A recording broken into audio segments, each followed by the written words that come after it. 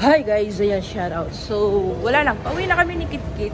Okay, after niya maglaro.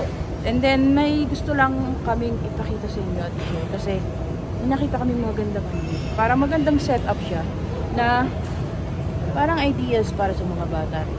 Okay guys, so ayan. So, doon kami sa sa third floor. And then now, we're going on the ground floor para ipakita sa inyo at i-share kung ano yung maganda na yun. Okay guys, exciting na si Kitkit.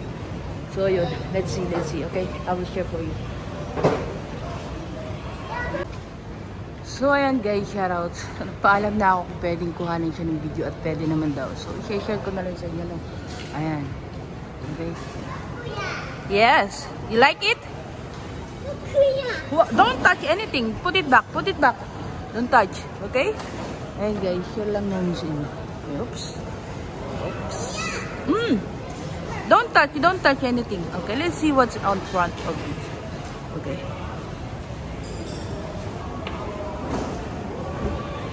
And guys, shout out. So, ito. Ganda pa eh. Okay? Oo, diba? Ito yung mga studio na balloon. Diba? So, yun. Si Kitkit tumatakbo na. It is nice. Okay? Ganda no guys. Ganda. Ito yung dalawang rabbit. God. Oop.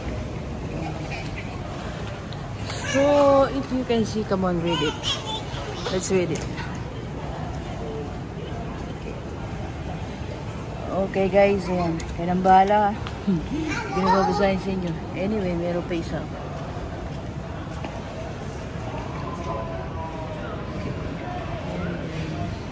It is nice.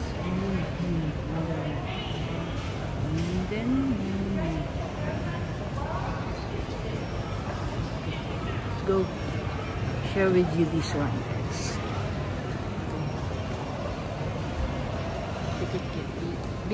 Kitkit, stop touching anywhere, okay?